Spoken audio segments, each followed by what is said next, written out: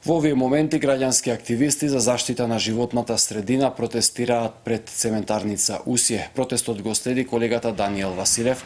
Даниел, добар ден и повели со тоа кои се причините за протестот пред цементара. Добар ден, Бране, и од мене. Точно во 12 часот и 5 минути почна блокадата на цементарница Усија од страна на невладините организации кои се борат за заштита на животната средина.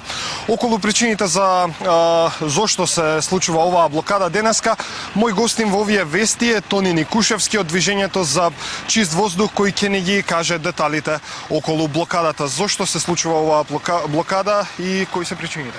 Оваа блокада се случува токму на ова место од едноставна причина затоа што индустријата и енергетиката секаде во светот се едни од главните загадувачи. Впрочем, тоа го вели извештајот на Врховниот европски ревизор на врховни тела кои што се бават со ревизија апропо овој проблем на загадувањето во Република Македонија, кои што исто така ја нотираат индустријата како еден од најголемите загадувачи на животната средина. Тука сме за да испратиме порака дека бараме еден нов така наречен New Deal, бараме еден нов пристап, бараме итно имплементирање на сите EU директиви кои што ја тангираат индустријата, емисиите, контролата на емисиите, мониторингот и така натака инспекторатите.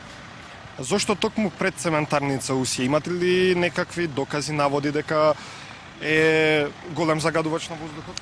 Вака, ние нашите докази ние не може да тврдиме со докази, меѓутоа ние се повикуваме на релевантни информации кои што ги добиваме од меѓународни тела, како што е токму и овој извештај на Евросај.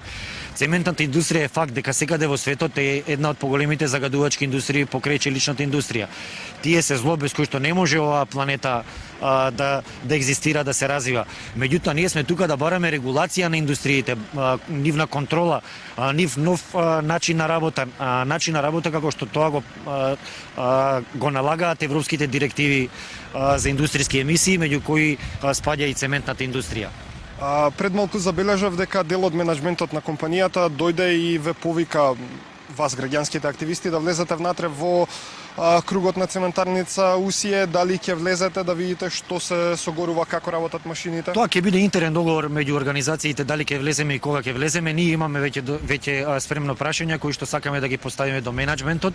Ќе повторам, ние не сме тука против оваа компанија, ние сме тука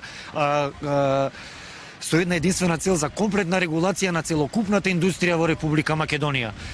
Ние сме сведоци на еден предизборен период кој се злоупотребува од некои организации, се злоупотребува страна на дел од политички партии кои што сакаат на еден нечесен начин да зграбат од политичкиот колач, осврнувајќи се само кон едни 4% на валка на енергија која што ја користи оваа индустрија.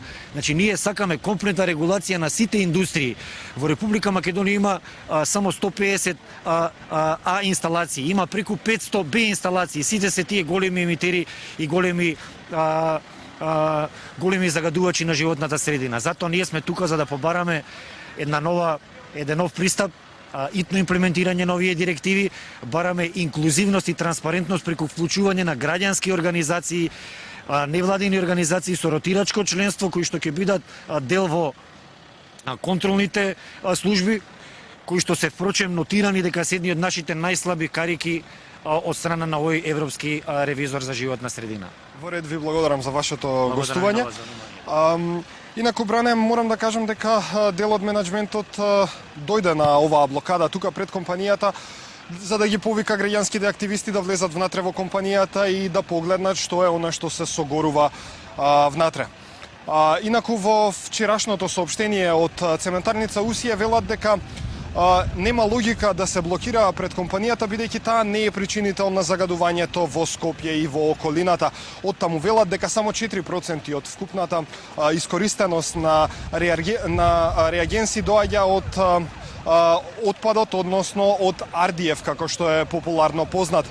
Од компанијата велат дека и покрај нивната подготвеност за диалог со сите заинтересирани страни продолжува неаргументираниот напад врз компанијата со целосно неточни и невистини тврдења кои ниту се потврдени од релевантни фактори, ниту пак за тоа постојат реални докази, велат од цементарница Усие. Инаку и заменик министерот за животна средина Јани Макрадули денеска рече дека токму во оваа компанија се вршат и редовни, меѓутоа и вонредни контроли. Ја имаме изјавата, па предлагам да ја погледнеме.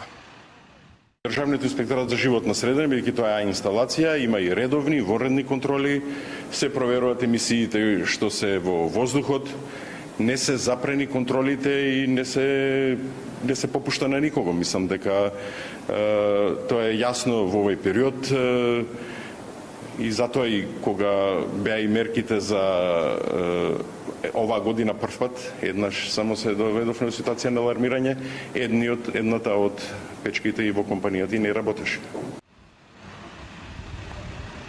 Бране, она што можам да го забележам во овој момент е дека се поголем број на граѓани се приклучуваат кон оваа блокада на цементарница Усие.